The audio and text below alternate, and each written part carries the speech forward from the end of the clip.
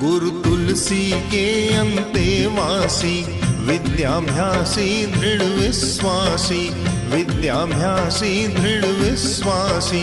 उस परम शिष्य का जाप करो, उस परम शिष्य का जाप करो। जय महाप्रज्ञ का जाप करो, जय महाप्रज्ञ का जाप करो। भव भव का अघ संताप हरो, भव भव का अघ संताप हरो। जय महाप्रज्ञ का जाप करो, जय महाप्रज्ञ का जाप करो।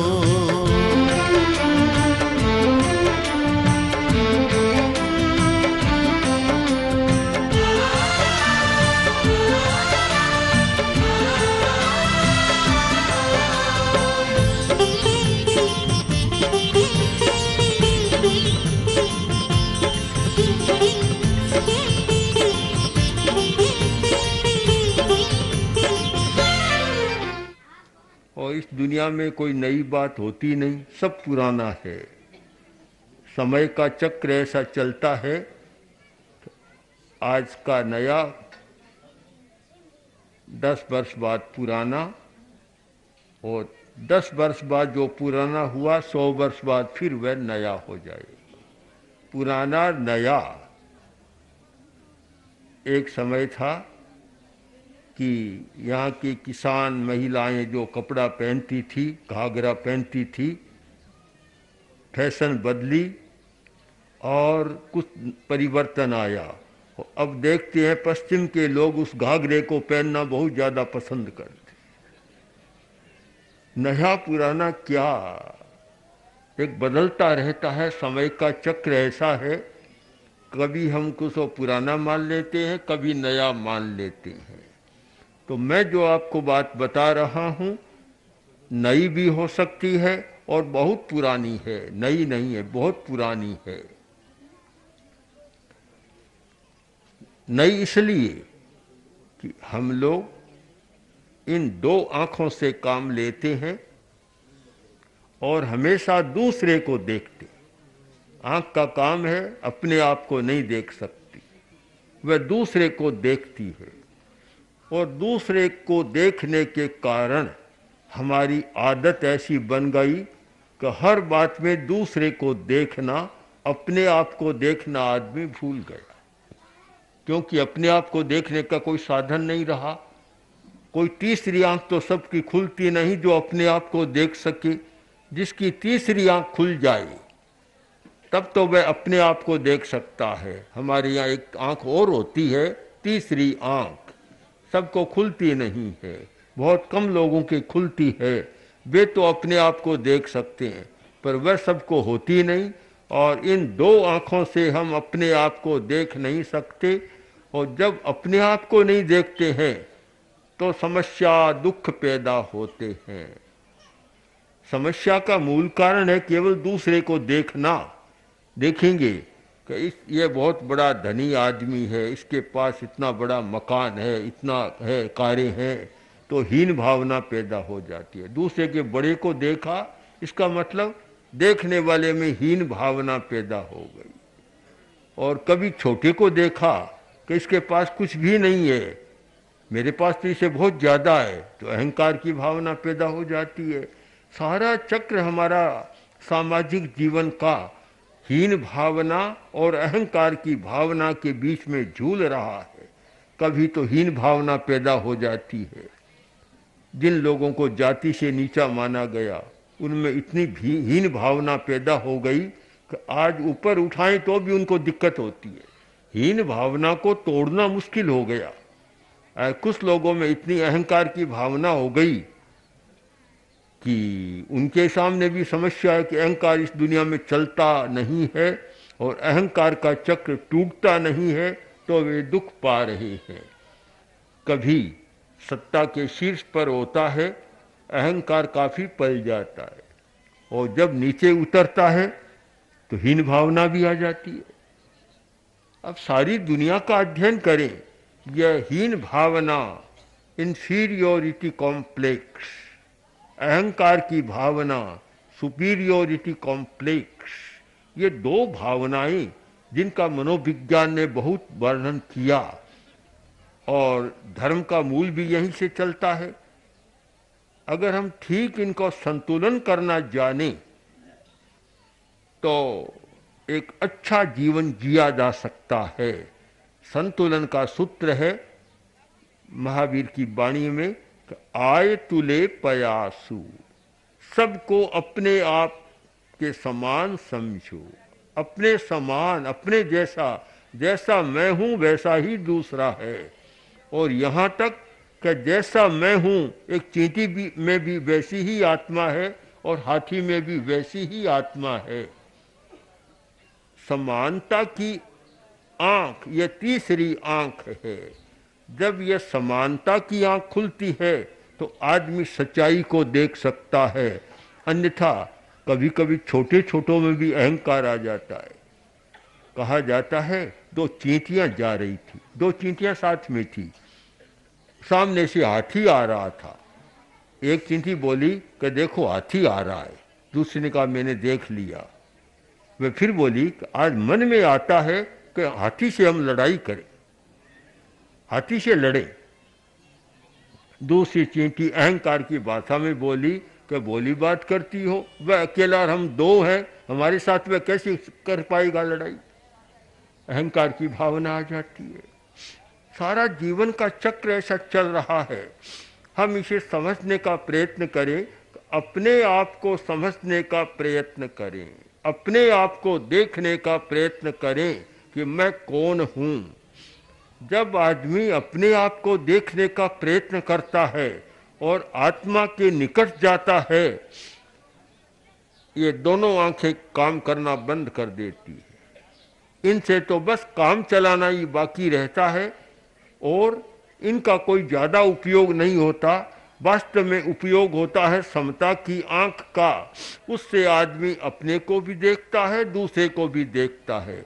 और जब दूसरे को देखता है तो ऐसा लगता है कि ये तो वैसा ही है जैसा मैं हूँ, ये वैसे है जैसा मैं हूँ, और जैसा मैं हूँ वैसे ही ये है।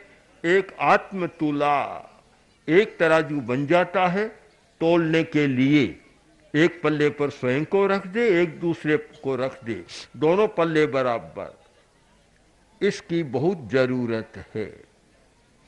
आज दूसरे को देखे बिना और साथ साथ अपने को देखे बिना, दोनों को देखे के बिना क्रूरता नहीं मिटती। जब आदमी अपने आप को नहीं देखता, क्रूरता पनपती है। आत्मतुला के बिना क्रूरता पनपती है। और मैं तो मानता हूं आज की समस्या यह क्रूरता की समस्या है। हम दो शब्दों पर विचार करें, एक आवेश और एक क्रूरता। एक कोई थोड़ा सा अप्रिय शब्द कहा, इतने में तो गुस्सा ग्राफ ऊपर चढ़ जाता है। थोड़ी सी मन के प्रतिकूल बात हो गई, इतने में तो पता नहीं क्या होता है। बड़ों की बात छोड़ दें, छोटों की बात। मैंने देखा एक छोटा बच्चा, माँ से कुछ उसने मांगा होगा, माँ ने दिया नहीं, माँ को भी पीटने लग गया। मैंने कहा रे इतना गुस्सा? माँ बोली कि अब तो ये थोड़ा बड़ा हो गया तो जन्मता ही गुस्सा लेकर ही जन्मा है। आवेश बहुत प्रबल होता है आदमी में, और जहां मैं सोचूं, मैं चाहूं वह काम न हो, वहां तो आवेश फिर बहुत प्रबल हो जाता है। हर आदमी सोचता है कि मैं चाहूं वैसे हो, मैं चलूं वैसे चले, मैं बोलूं वैसे बोले, मैं चाहूं वैसे करें। यह झगड़ा परिवारों में यही तो होता है कि बड़े होते हैं, सास ससुर आदि आदि, और एक छोटी पीढ़ी होती है। झगड़ा ज्यादा किस बात का होता है?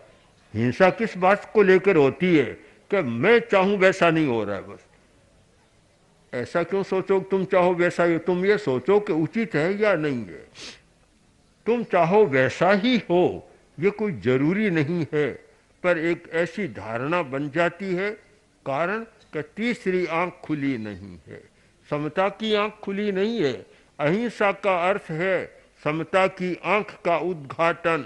जिसे आज पश्चिमी जगत में बहुत चर्चा कर रहे हैं, थर्ड आई, तीसरा नेत्र, तृतीय नेत्र की चर्चा। ये तृतीय नेत्र और है क्या? समता की आंख तीसरा नेत्र है, अहिंसा की आंख हमारा तीसरा नेत्र है। फिर हम सबको समान देखने लग जाते हैं। इन आंखों से समानता की अनुभूति नहीं होती। इन आंखों से तो किसी को तो प्रियता की दृष्टि से देखते हैं और किसी को द्वेष की दृष्टि से देखते हैं। दोनों बराबर चल रहे हैं, प्रियता राग, अप्रियता द्वेष। राग और द्वेष, एक व्यक्ति आया वो देखते ही राजी हो जाता है, और एक आया सामने आते ही भ्रिकुटी तन जाती है, क्योंकि राग द्वेष चल रहा है। और यही कारण बनता है यह सांप्रदायिक द्वेष, पारिवारिक द्वेष, जातीय द्वेष, यही कारण बनता है कि हमारी तीसरी आंख खुली नहीं है। जब तक ये तीसरी आंख नहीं खुलती, वास्तव में धर्म भी समझ में नहीं आता। बहुत लोग जप करते हैं, माला जपते हैं और भी करते हैं, पर तीसरी आंख खुले बिना धर्म का अर्थ समझ में नहीं आता। कोई वेदांत का सन्यासी आया हुआ था, उसने प्रवचन किया। प्रवचन में एक दुकानदार भी था। प्रवचन था कि आत्मा एक है, ब्रह्म एक है। काफी अच्छा विस्तार से वर्णन किया। प्रवचन संपन्न हो गया। दुकानदार अपने घर भोजन करने गया और बेटे से कह दिया कि तुम दुकान पर बैठो, मैं भोजन करके आ रहा हूं। बेटा बैठ गया। अनाज का धंधा था, अनाज के ढेर लगे हुए थे। आधा घंटा पौन घंटा बाद वह दुकानदार भोजन करके आया और देखा कि गाय खा रही है, अनाज को खा रही है। आते ही बोला कि बेवकूफ कहीं का, अंधा है, देख नहीं रहा तो क्या हो रहा है आंखों के सामने? दुकान पर बैठ कर क्या किया तुमने? बोला पिताजी अभी तो हम सुनकर आए थे 1 घंटा पहले कि सब आत्माएं समान है, सब में एक आत्मा है, सब में एक आत्मा है। तो फिर गाय अगर खा जाती है तो क्या फर्क पड़ेगा, कौन सा नुकसान होगा, वह भी तो आत्मा है। हाथ में लाठी ली और एक जमाती होगी, बोला मूर्ख कहीं का, कि धर्म की बात वहां सुनने की बात है, दुकान पर करने की बात।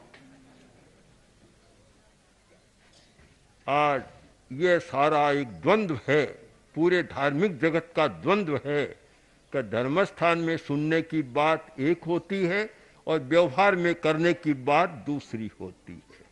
कर्मस्थान में, ऑफिस में, दुकान में, कार्यालय में करने का वही होता है जो कि चलता है, और धर्मस्थान में तो सुनते हैं, अच्छा लगता है कि ऐसा है, पर वह दुकान में उसने कहा होगा शायद कि ऐसे करेगा तो दुकान का तुम्हारा पाठिया उठ जाएगा, गाय खाती रहेगी। यह एक जो बड़ा द्वंद्व हो गया, इसका कारण आदमी अपने आप को देखना भूल गया।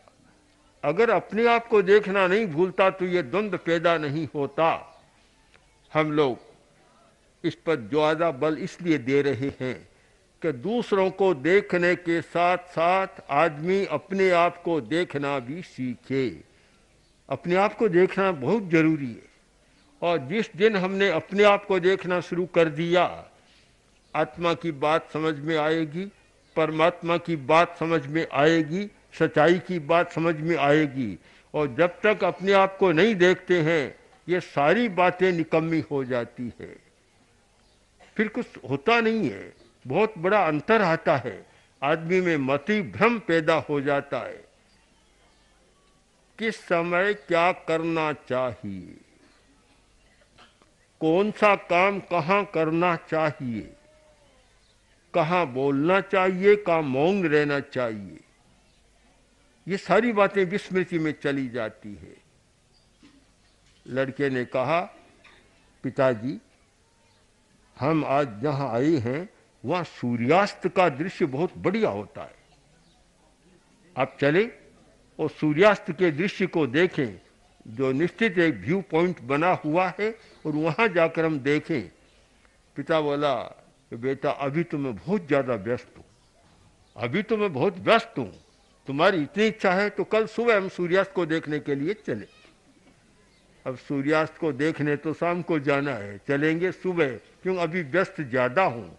यह एक मति भ्रम, बुद्धि का विपर्य पैदा होता है। और मुझे लगता है कि आज यह बुद्धि का विभ्रम बहुत ज़्यादा पैदा हो रहा है। मति भ्रम, आदमी का चिंतन सही नहीं है। आज हिंदुस्तान को बहुत ज़रूरत है सही चिंतन की, सम्यक दर्शन की। सम्यक दर्शन, हमारा दृष्टिकोण सही और चिंतन सही हो। चिंतन की अपरिपक्वता के कारण गुजरात की घटना घटी। मैं तो मानता हूं अगर हमारे लोकतंत्र के प्रहरी जो लोग हुए हैं ये प्रारंभ से ही ध्यान देते और 50 वर्ष तक ये क्रम चलता कि जनता को प्रशिक्षित करना है, उनको चिंतन सिखाना है, चिंतन को परिपक्व करना है, देखने की शक्ति को विकसित करना है, तो ऐसी घटना नहीं होती। ये अपरिपक्व चिंतन का कारण है कि चिंतन हमारा परिपक्व नहीं है। सब अपने अपना स्वार्थ तो साध रहे हैं, स्वार्थ कि कैसे मैं आगे आ सकता हूँ, कैसे काम कर सकता हूँ या कैसे सेवा कर सकता हूँ, आदि आदि अपना अपना तो कर रहे हैं। पर जनता का जो चिंतन का स्तर होना चाहिए, जो बात 50 वर्ष में समझाई जानी चाहिए, जो उनके हिताहित की बात ध्यान में आनी चाहिए, वह बात नहीं हो रही है।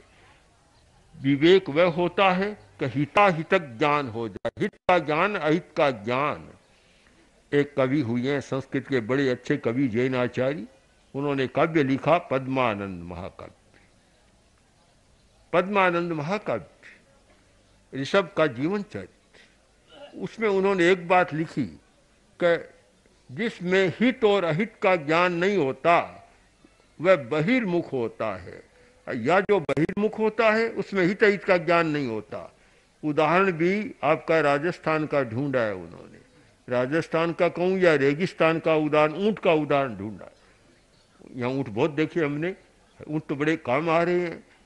ऊंट का उदाहरण इसलिए ढूंढा कि ऊंट में विवेक नहीं होता। विवेक उन्होंने सुंदर वर्णन किया, यथा भरे रोहति भूरिरावा निरस्त्यमाने रवणास्तथैव हिता हित ज्ञान परांग मुखत्वम सदैव सर्वांग बहिर्मुखाना। कि जिसका मुंह अलग होता है, बहिर्मुख होता है, बाहर होता है शरीर से, उनकी यह हालत होती है, विवेक नहीं होता। उदाहरण, ऊंट पर भार ला दो तो भी अरडाएगा, चिल्लाएगा। ठीक बात है, भार लादा जा रहा है, ये तो ठीक है, पर भार उतारेंगे तो भी चिल्लाएगा। अरडाटा दोनों समय करता है ऊंट, भार ला दो तब भी करता है, अरे भार उतारो तब भी करता है। अरे भैया, भार लादे तब तुम चिल्लाओ, अरडाटा करो तब तो समझ में आने वाली बात है। जब तुम्हारा भार उतारा जा रहा है तब तुम क्यों चिल्लाते हो? कवि कहता है सर्वांग बहिर्मुखानाम, जो अंतर्मुख नहीं होता, बहिर्मुख होता है, जिसका मुंह पूरे शरीर से बाहर लटकता है, उसमें इतना विवेक नहीं होता कि मेरा हित हो रहा है कि अहित हो रहा है। आज यही लग रहा है। सबसे बड़ी बात है शासन का काम, धर्म का काम, कि जनता में विवेक की चेतना को जगा दे। और हम ज्यादा कर नहीं सकते, कोई किसी का कुछ कर नहीं सकता, न कोई किसी को धन दे सकता, न कोई किसी की समस्या को पूरा सुलझा सकता। व्यक्ति स्वयं समस्या अपनी सुलझा सकता है, उसमें हित और अहित का विवेक जागृत कर दे। आचार्य हेमचंद्र ने भगवान ऋषभ के चरित्र में लिखा है, बहुत मर्म की बात, मुझे बहुत अच्छी बात लगी कि ऋषभ ने अयोध्या को स्वर्ग बना दिया। अयोध्या उनकी जन्मभूमि थी, राम की जन्मभूमि, भगवान ऋषभ की भी जन्मभूमि, एक पवित्र भूमि अयोध्या रही है। अयोध्या को स्वर्ग बना दिया, कारण हिताहितक विवेक ज्ञ कृतई, लोगों को जनता को हित अहित का विवेक इतना दे दिया कि अयोध्या स्वर्ग बन गई। जब विवेक दे दिया, कोई सड़क को गंदा नहीं करेगा, कोई पीक नहीं थूकेगा। हम तो देखते हैं बड़े बड़े भवन, और सीढ़ियों पर चढ़ो तो सीढ़ियों में पहला पाठ क्या मिलता है? चाहे धर्मशाला को देखा, गेस्ट हाउस को देखा, कारण का हिताहित का विवेक जागृत नहीं है। सड़कों पर देखो तो सड़कों पर यही हालत कि सब कूड़ा करकट, ऐसा लगता है कि सड़क ही डालने के लिए है। नलियों को देखो, किसी को देखो, कारण का हिताहित का विवेक जागृत नहीं किया। 50 वर्ष के इतना लंबे समय में अगर यह काम नहीं हो सका तो सचमुच एक चिंतनीय प्रश्न है। और शासन की बात छोड़ दूं, धर्म भी हमारे बहुत चल रहे हैं, चारों तरफ धर्मों की भरमार है। धर्म गुरु भी जनता की वह चेतना को नहीं जगा सके जिस चेतना के आधार पर जनता शांतिमय सह अस्तित्व का जीवन जी सके, जगा नहीं सके। इसका कारण कि धर्माचार्य, धर्म गुरु भी सब बस या तो अपने अनुयायियों की संख्या बढ़ाने में लगे हुए हैं, या अपना वर्चस्व, या अपनी सुख सुविधा। आज की तो बात ही बड़ी विचित्र है कि बहुत सारे ऐसे हमारे धर्म के गुरु हैं कि जिनकी कारों को देखो तो उद्योगपति भी शर्मा जाए। एक एक व्यक्ति के पास 100 रॉयल्स कार, बड़े बड़े किसी आदमी के पास भी नहीं मिलती। और ऐसा ठाट बाट अभी शारदा पीठ के शंकराचार्य का एक वक्तव्य मैंने पढ़ा था, मुझे बहुत अच्छा लगा। उन्होंने कहा कि आज हमारे धर्मगुरुओं की स्थिति का हम बस इतने सुविधा में हो गए कि अब वह रहा नहीं है कुछ। बहुत लंबा था, अच्छा लगा कि आज कोई सोचने वाले सोचें कि धर्मगुरु किस काम में लगे हुए हैं, क्या जनता का भला कर रहे हैं या और कुछ कर रहे हैं। आज तो ऐसा हो गया, 1 घंटा ध्यान का प्रयोग होगा, फीस 5,000 रुपये। हमारे सामने लोग बहुत कहते हैं कि हम लोग फीस नहीं लेते हैं, इसलिए लोगों का आकर्षण कम है। इनका कम रहने दो, कि जब ज़्यादा फीस लेंगे तो आकर्षण बढ़ेगा। जब 1 घंटा का 5,000 रुपया फीस, तो बड़े बड़े लोगों का तांता लग जाएगा। उन्होंने कहा बड़ों को रहने दो, हमें छोटों के बीच में ही ठीक है। जहाँ पैसा भी धर्म के मुख्य बन गया, धर्म की पहचान भी पैसा बन गया, और इस आधार पर हो गया, सारी समस्या उलझ गई। वास्तव में आनंद क्या है, सुख क्या है, कभी हम समझ नहीं सकते भीतर में गए बिना। इसलिए हम जो बात कर रहे हैं वह एक धर्म की उल्टी बात कह रहे हैं, कोई नई बात भी कह रहे हैं कि आप अगर वास्तव में धर्म को समझना चाहें, धर्म से कुछ पाना चाहें, तो एक बार आपको सारा दृष्टिकोण बदलना होगा और भीतर में जाने की साधना करनी होगी। और मैं मानता हूँ जो व्यक्ति 1 घंटा के लिए भी भीतर में जाने की बात कर लेता है, वह अलग दुनिया का अनुभव करता है। और आप अहिंसा की बात, समता की बात, तीसरी आंख की बात, भीतर जाने की बात प्रयोग करें, खास तो प्रयोग कराएंगे। प्रयोग करना है कि भीतर में कैसे जाया जा सकता है, तो मैं मानता हूँ एक दिन भी आपके लिए बहुत मूल्यवान हो सकता है। ओम श्री महाप्रज्ञ गुरवे नमः। ओम श्री महाप्रज्ञ गुरवे नमः। ओम श्री महाप्रज्ञ गुरवे नमः। ओम श्री महाप्रज्ञ गुरवे नमः।